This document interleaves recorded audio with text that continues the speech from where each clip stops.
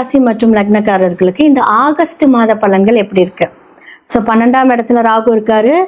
So 11, 12 அப்படின்னு சொல்லக்கூடிய சனி பகவான் லக்னத்துல வக்ரகதி ஆயிருக்காரு.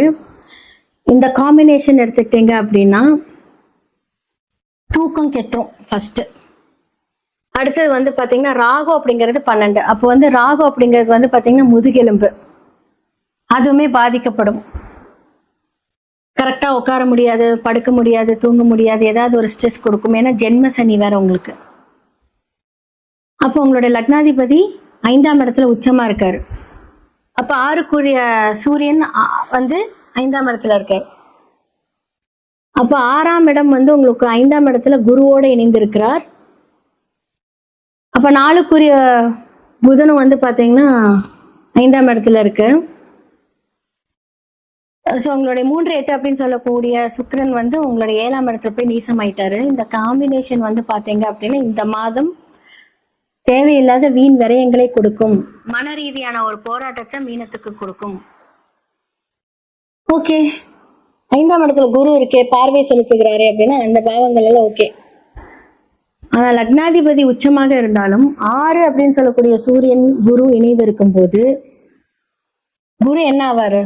சூரியன் ரொம்ப பவர் இல்ல, சூடு தாங்க மாட்டார்ல. இப்ப என்ன ஆகும் அப்படின்னா ஏதாவது ஒரு எதிர்ப்புகள் பிளான் பண்ணிட்டு பண்ணுங்க, எதுவா இருந்தாலும். அவ்வளவுதான் நான் சொல்லுவேன். அப்போ இந்த ஆகஸ்ட் செப்டம்பர் மிட்டு வரைக்கும் கொஞ்சம் ஜாக்கிரதையா இருங்க. புது பிளான்ஸ் எதுவுமே வேண்டாம்னு சொல்றேன். அவ்வளவுதான். அதுக்கப்புறம் மாறிடுவாரு. அப்புறம் போன எங்கும் நினைச்சு பார்த்துக்கோங்க. இந்த காம்பினேஷன்ஸ் எல்லாமே எடுத்துக்கோங்க.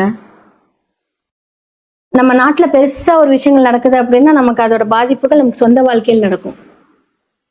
இப்ப நீங்க வேலைக்கு போறீங்க அப்படின்னா மேனேஜ்மெண்ட் மூலியமாக, அதாவது உங்களுடைய மேனேஜர்ஸ் மூலியமா உங்களுக்கு சில ப்ராப்ளம்ஸ் வரும். மறைமுக எதிரிகள் யாரா இருப்பாங்கன்னா அவங்கதான். அப்ப 6ஆம் இடத்துக்குரிய சூரியன் 5ஆம் இடத்துல புதன் குருவோட உட்காரும் போது எல்லாருமே வந்து பாதிக்கப்படுவாங்க. ஒரு 17 days, அதாவது டேட் நம்ம 17th வரைக்கும் அப்படிதான் இருக்கு. அதுக்கப்புறம் வந்து கொஞ்சம் ஓகே. அப்ப வந்து புதன் யாரு? ஃபர்ஸ்ட் ஆஃப் ஆல் காலபுருஷனுக்கு 3, 6 இல்லையா? அவர் வந்து 5ஆம் இடத்துல உட்காந்துருக்காரு. அப்போ வந்து என்ன ஆகும் அப்படின்னா 6 அப்படின்னு சொல்லக்கூடியது வயிறு சம்பந்தப்பட்ட பிரச்சனையும் உங்களுக்கு இருக்கும். தேவையில்லாத கேஸ்ட்ரிக் ப்ராப்ளம்ஸ், அது மாதிரி நான் சொல்றேன். ஸோ இந்த மாதிரியான ஹெல்த் இஷ்யூஸ் உங்களுக்கு ஜென்ம சனியா இருக்கும்போது இதெல்லாமே அஃபெக்ட் ஆகும். அப்ப தூக்கம் கண்டிப்பா வேணும். ஆனா உங்களுக்கு நாள் தூங்கவே முடியாது. 12ஆம் இடத்துல ராகு போகக்காரகன் போகஸ்தானத்தில் இருந்தாலும் கூட அந்த தூக்கத்தை வந்து அன்டைம்ல கொடுப்பாரே தவிர தேவையான டைம்ல கொடுக்க மாட்டார். அந்த அன்டைம்லயே வந்து தூங்க விடாம ஏதாவது ஒரு ஸ்ட்ரகிள்ஸ் வந்துகிட்டே இருக்கும். அப்ப அந்த தூக்கம் கெடும். அப்ப பிளானிங் எல்லாம் பண்ணும்போது கரெக்டா பிளான் பண்ணுங்க. முடிஞ்ச அளவுக்கு வந்து பாத்தீங்க அப்படின்னா வயதானவர்களுக்கு செருப்பு வாங்கி கொடுங்க, கொஞ்சம் தூக்கம் வர ஆரம்பிக்கும். சின்ன சின்ன வாழ்வியல் பரிகாரங்கள் மூலியமாக நம்மளுடைய செயல்பாடுகளை மாத்திக்கலாம். ஆன்மீக ட்ரிப் இந்த மாதத்துல போலாமான்னு கேட்டா வேண்டாம். ஏன்னா வந்து உங்களுடைய 6ஆம் அதிபதி கூட புதனும் இருக்காரு. ஸோ டிராவலிங் எல்லாம் வேணுமான்னு கேட்டா தேவையில்லை. அப்போ உங்களுடைய லக்னத்துல இருந்து 4ஆம் வீட்டுல செவ்வாய் இருக்காரு. செவ்வாய் யாரு உங்களுக்கு? உங்களோட லக்னத்துக்கு 2. அப்ப 2ஆம் இடம் அப்படின்னு சொல்லக்கூடியவர் வந்து பாத்தீங்கன்னா 4ஆம் இடத்துல இருக்காரு. புதன் வந்து பாத்தீங்கன்னா 5ஆம் இடத்துல இருக்கு. அப்ப குடும்பத்துக்காக சில விஷயங்கள் வந்து பிளான் பண்ணுவீங்க. சூரியன் மாறுற வரைக்கும் வெயிட் பண்ணுங்க. அது வரைக்கும் எதையும் நீங்க ட்ரை பண்ணிடாதீங்க, அது பிரச்சனையில போய் முடியும். சின்ன சின்ன விஷயங்கள் தான். ஒவ்வொரு பிளானட் நமக்கு யாரு, நமக்கு சுய ஜாதகத்துல அவங்க என்ன சாரம் வாங்கியிருக்காங்கன்னு பார்த்துட்டு இன்னும் ரிலேட்டடா நீங்க பண்ணீங்கன்னா நல்லா இருக்கும்.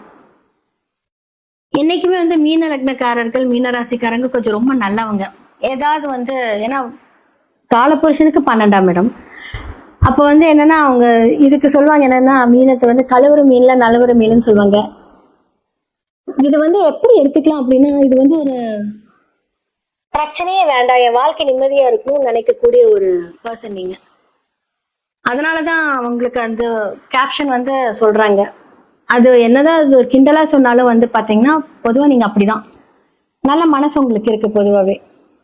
அப்போ நீங்க ஹேண்டில் பண்ணும்போதும் என்ன ஆகும் அப்படின்னா அதிகமா பாதிக்கப்படுறதும் மீனம் தான். நிறைய ராசிகள் இருந்தாலும் மீனமும் அதுல ஒரு பார்ட். ஸோ அந்த இடத்துல வந்து உங்களுடைய புதன் அப்படின்னு சொல்லக்கூடியவர் வந்து நீசமா இருக்கும்போது சில டெசிஷன்ஸ் எடுக்கும்போது கொஞ்சம் ப்ராப்ளம் ஃபேஸ் பண்ணுவீங்க. படிப்பு சம்பந்தப்பட்ட விஷயங்கள், இப்ப குழந்தைகளுக்கெல்லாம் வந்து பாத்தீங்கன்னா படிப்பு சம்பந்த விஷயத்துல வந்து ஒரு தடை தாமதங்கள் ஏற்படும், கொஞ்சம் சோம்பேறித்தனம் இருக்கும்.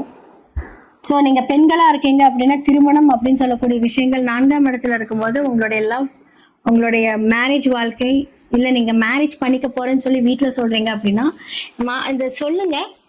ஆனா வந்து ரொம்ப வந்து பிரச்சனை எல்லாம் வந்துச்சுன்னா அமைதியாயிக்கோங்க. ஏன்னா ஒரு தடை தாமதத்தோட தான் இது நடக்கும்.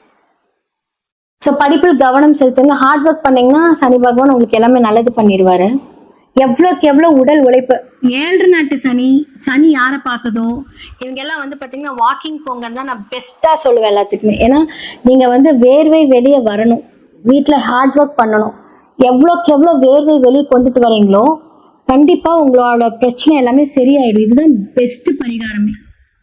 ஆனால் இதெல்லாம் பண்ண உடனே தடை பண்ணும். ஸோ முடிஞ்ச அளவுக்கு வந்து பார்த்தீங்க அப்படின்னா ஜென்ம சனியை கால் அடிபடுறது, முட்டில் அடிபடுறது, கெண்டைக்காலில் வந்து நரம்பு இழுத்துக்கிறது, அதே மாதிரி முதுகெலும்பு பிரச்சனை, இதெல்லாமே கண்டிப்பா வயிறு சார்ந்த பிரச்சனைகள், கேஸ்ட்ரிக் ப்ராப்ளம்ஸ். உணவுகளை கரெக்டாக எடுத்துக்கோங்க. இதெல்லாமே கரெக்டா பண்ணுங்க. நீர் சம்பந்தப்பட்ட பிரச்சனைகள் உங்களுக்கு கொண்டுட்டு வரும். ஸோ சளி, இருமல் இதெல்லாம் கொஞ்சம் ப்ரிகாஷன்ஸா சுடுதண்ணி குடிங்க. ஃபுட்டில் கவனம் தேவை. மீனராசிக்காரர்களுக்கு இந்த காலகட்டத்தில் இந்த மாதிரியான விஷயங்களை நீங்க பாதுகாப்பா கொண்டுட்டு போனீங்க அப்படின்னா ரொம்ப நல்லா இருக்கும்.